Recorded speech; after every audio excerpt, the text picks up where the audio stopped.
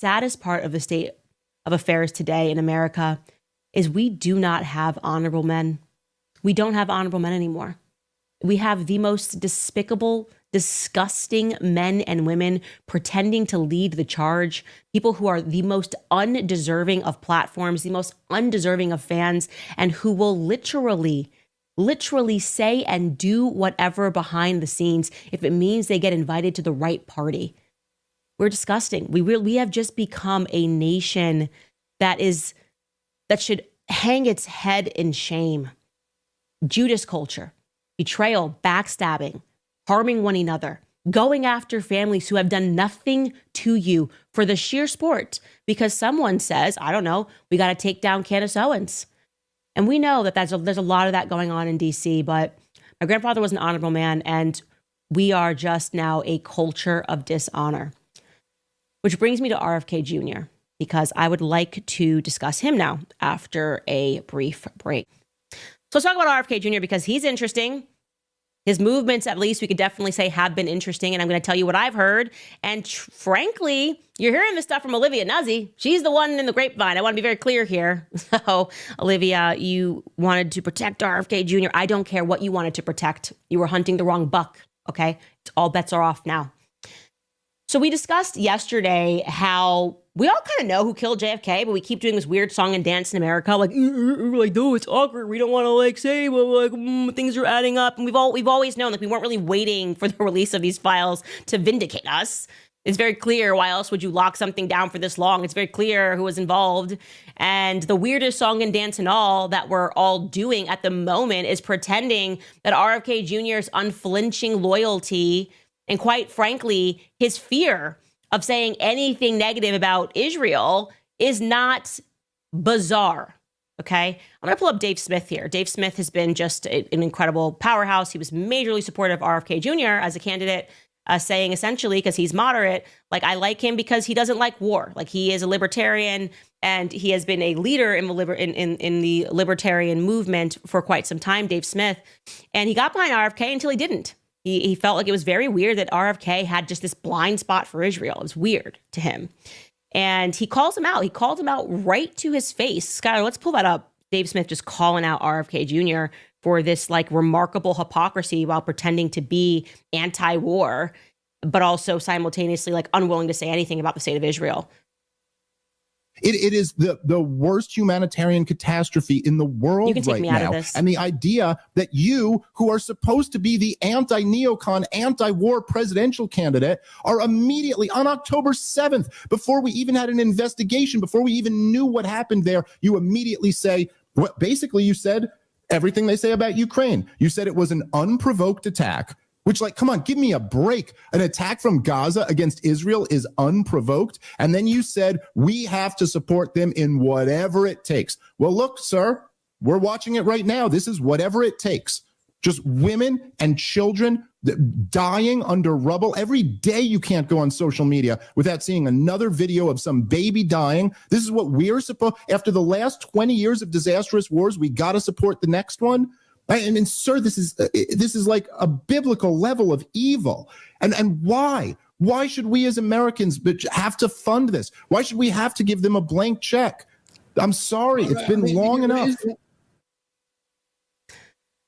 And RFK didn't have an acceptable answer, and that was something that was one of the reasons why he was just not going to be vocal in his support. Dave Smith was not going to be vocal in his support of RFK Jr., but he said the biggest thing was just the fact that he was hanging around Rabbi Shmuley. I mean, this is a thing that everybody just agrees on. He is just a filthy, disgusting human man, and he made him a part of his campaign. This is a person who openly blackmails people. He's being sued right now from a wealthy Jewish family down in Miami for trying to extort them. He deals in extortion and blackmail in broad daylight and tried to extort the owners of Fontainebleau by calling them Nazi sympathizers, everything that he did to me and everyone. He was just a smear merchant. And RFK Jr. is just buddy-buddy with him.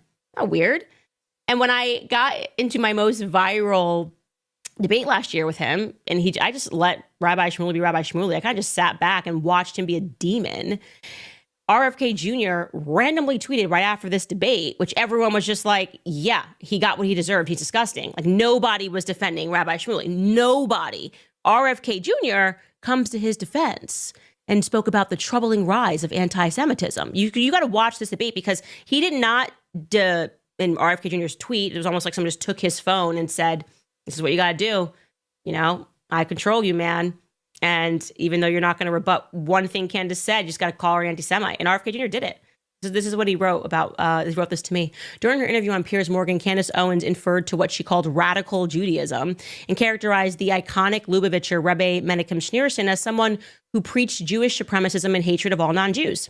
Yeah, no, I didn't say that. He's putting that in quotation marks because two Israeli historians translated his words, and that's what he taught. It's just a fact. It's a fact. You don't get to just like unfact that. I mean, it's not my fault that people write books and tell the truth.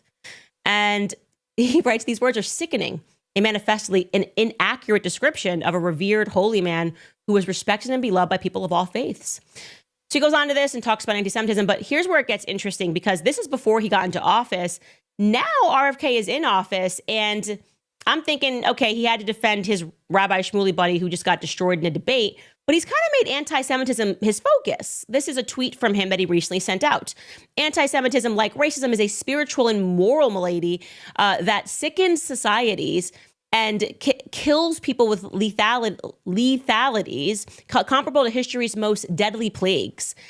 In recent years, the censorship and false narratives of woke cancel culture have transformed our great universities into greenhouses for this deadly and virulent pestilence. Making America healthy means building communities of trust and mutual respect based on speech freedom and open debate. And then he included a link to the hhs.gov. So that's weird. And then he's decided that anti-Semitism is a health crisis. Like, this is not what we put you, this is just not what we put you in office for. I don't care. We don't need to debate any of this other than this is not what people put you in office for. We wanted you to go after vaccines. We wanted you to go after the CDC. We did not want you to establish anti-Semitism as a health crisis. And The Atlantic was right when they wrote this headline, make public health officials stay in their lane again. Fighting anti-Semitism isn't RFK Jr.'s job. Yes, that is correct. What are we even speaking about here? Why is RFK Jr. feel like he's just being moved by Rabbi Shmuley in the background and not focused on what we put him in office for? Why is RFK Jr. not the first person that's all over the JFK files? If he's going to do some outside work outside of focusing on health and he's really worried and wants to dedicate his time, I would think maybe looking into the JFK files and giving us some sort of a conclusion on what he thinks could be interesting, but that's not what he's doing. And so what's interesting is I have begun to wonder who's got something on RFK Jr. And indeed, as I said, because Olivia Nuzzi's got a big mouth when she's not busy hunting big buck, there is some interesting stories that are circulating in the background. And it does, again, at least according to what is circulating all throughout the PR world, thanks to Olivia Nuzzi, and she wants to make sure she protects RFK. She's made that clear. She wants to protect RFK. She doesn't want this stuff made public. Is that there's some sexual blackmail in the background that's going on. Some sexual interests in the background that's going on. And let me tell you, if Olivia Nuzzi knows it, we could guess that some other people know it. And I'm willing to guess a guy like Rabbi Shmuley would make sure that he knows it.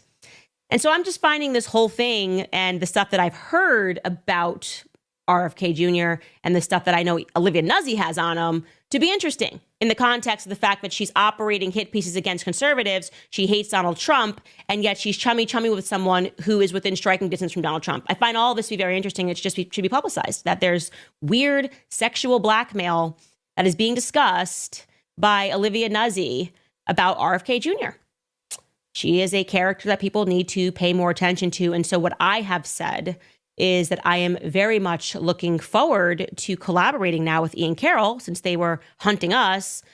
I'm just trying to figure out what we can learn about Olivia Nuzzi. And so I'm openly saying to people, if you know her, if you've worked with her, if you dated her, anything, you can email us at info@CandaceOwens.com and tell us what you know, because I'm going to focus on her.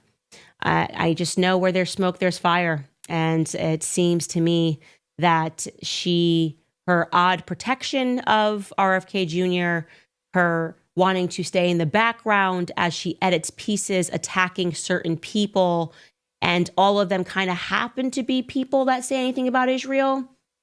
After I looked through all the JFK stuff, it ain't making me feel like, it's just not making me feel like this couldn't be, I don't know, I guess the best way to say it is like the last leg of the Zionist attack on influencers who they don't have influence over, who just tell the public the truth and are willing to discuss the topics as they are, just don't care what you're going to call us anymore because you've called us everything, which is why you're now working on conspiratorial pieces and trying to make them look real. Maybe Candace is actually a pimp with Andrew Tate. This is what they've got.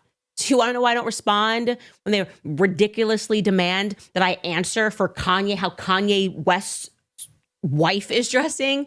Because it's a nonsense. It means you have nothing left. You have nothing left to attack me with when you are now going, Kanye's wife ate a salad. Candace says she hates salad, so she needs to explain and answer for why his wife is eating a salad. No, I don't. You're not going to hook me, okay? Question me for my deeds and my actions. You don't get to tell me that what Bianca Censori is wearing is something that I have to speak out. Or, oh my gosh, 27,000 articles are going to be written. You're all frauds. You are all frauds. And you're going to get exposed. I'm telling you, one by one, you're going to get exposed because you're pissing me off now, okay? I spent all of 2024 having to fight you guys. You're like disgusting little goblins. You operate all in the dark. You lie. You lie like some people breathe, genuinely. These people lie like I breathe. It's just natural. It's just like their lungs expand and a lie comes out. And there's a network of that, and Meghan McCain and Ben Dominic have been a part of that network forever, okay? Everyone knows who these neocons are, who want to keep Americans drummed up, go to war. These people who can't fight the wars, they cry when someone points out accurately that they're clinically obese. They can't fight the wars, but your sons and daughters better fight the wars, guys. God forbid you have a person on a platform telling you, no, this is stupid. We don't need to be involved in Bibi Netanyahu's Middle East BS and expansion policies. Okay, they don't have the people, so they want you to be the people that go die for it and are trying to marry you to those ideas in the classroom, on podcasts, via the media. And because their relationship and your trust in the media has been fractured, they now have to work on trying to fracture your trust in people like me and Tucker Carlson. This is the new vibe. He sounds like an Iranian propagandist when he says don't die in Iran. When he says that obviously no person should send their kids to die in the Middle East because this has been our policy, our flatline policy for the last decades, and nothing good has come of it. Literally nothing good has come of it. They can't even pretend anything good has come of it. Look around, look at your streets. Look at your country. Is your country cleaner? Is your country better for having fought Israel's wars for decades? Oh, that's anti-Semitic. I know, RFK Jr. I know, RFK Jr. I hope they don't expose anything about you. All the rumors Olivia Nuzzi is circulating about you. But don't worry, she tells people that she wants to protect you. She does actually really like you and she loves you. She has a soft spot for you. She does. That's a fact. You all sicken me. I just want to say it again. You all sicken me. I'm done with the hit pieces. I'm done with you coming after my family. Leave us the F alone. Okay? Leave us alone. I don't care anymore. And I'll tell you right now, I'm not going to be leaving you alone. I'm done. I'm just so pissed off about it. And they always do this when I'm pregnant. They always do it when I'm pregnant. Imagine texting about that. You're a grown woman with 4 children. We need a clean shot on this 8-month pregnant woman who's waddling around because we can't find anything. Yeah, if you found anything on me, you want to know what it was? You'd find out that I didn't know the full Latin liturgy because my life is spent between church. My life is spent between mass and my children. That's driving you crazy because you all suck. You're all disgusting. You all have no morals. That's why you're in DC posting about your shoes on a red carpet and thinking that it means something to anybody who has a shred of morality, because that is who you guys are. That's what you believe in. That is what you worship. You worship celebrity. You worship red carpets. You worship paparazzi shots. Your life has no substance. You guys are literally, you worship Satan. It's all meaningless. It means nothing. You're all dishonorable. That's all I'm going to say about that. Anyways, skipping to the Jessica Mann stuff. So that was her carrot on the stick, right? Me trying to be a good person, wait to see what this girl has to say, you know, and suspended the series because I'm not here to try to spin one side. I've been honest about what my viewpoint is in the Me Too movement from the very beginning. I've read Jessica Mann's emails. She got in touch via House and Habit. Jessica Mann went public on Instagram this morning and basically made her profile. I guess it was supposed to kind of also be a PR move for Jessica Krause, which is weird. But she basically went public saying that she's willing to talk. And I'm going to accept that at face value. I'm happy to talk to her. We've had a little bit of discussion in the background that I told her we'll keep off record. But in terms of what she published publicly, here's what she said. She said, I get it. You may not believe Harvey raped me. Sometimes it feels like I can't even be human. Every emotion I show becomes ammunition for someone to dismiss me. Candace, I've heard your criticism loud and clear, and I'm not here to dodge it or deflect. I'm more than willing to sit down with you, talk openly about every part of my life, my experiences, my choices, the messy and the real. I'd welcome the chance to address your doubts directly, not because I need to prove anything, but because I believe in facing things head on. What debate will produce is making sure no one, man or woman, has to endure what I went through. If you're up for it, I'm here ready to listen and speak because I think that's where understanding starts, the doors open. But I am not the court, the judge, or the jury. Those roles carry a weight I don't claim. What happened to me is something I wouldn't wish on a single soul, and I remain committed to letting the legal process unfold with the dignity that it demands. Justice is bigger than me, and I respect its course. For now, I'm navigating the storm as best I can, holding fast to that principle. So, like I said, we are having some conversations in the background. I've told her basically, everything that I've said is public. You know what I think about it. If for those of you who have watched the series number 3, we went into Jessica Mann and her emails, and there's just some weird stuff. And maybe she has an explanation for them. Maybe she has more to offer. Maybe she has more to show. But I am interested in nothing but truth at the end of the day. So we'll see exactly what it is that she has. All right, guys, I'm really sorry for the rant and yelling at you guys this Friday. I really thought that I was just going to, burst into flames. I can't explain what it's like to read people plotting your demise and the demise of your family. And I have been fighting this for a year, and that is the reason.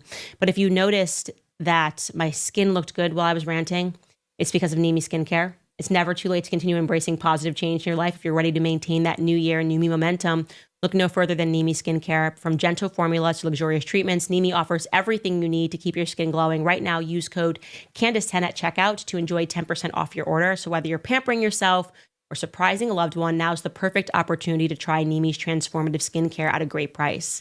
Nimi Skincare isn't just another beauty brand. It's a celebration of faith, family, and freedom, proudly made in the USA. So if you're looking for something extra gentle, you can also try Nimi's clean, fragrance-free formulas. They are very ideal for sensitive skin and those that are seeking a pure approach to self-care. Be sure to use code Candace10 today at NimiSkincare.com. That is spelled N-I-M-I skincare.com. Promo code Candace10 and you'll save 10% on your purchase. Give yourself or someone special the gift of glowing, refreshed skin and keep that fresh start going strong well into 2025. That's NimiSkincare.com. Promo code Candace10. Also, regarding American financing, interest rates have dropped, which means it's time to take advantage.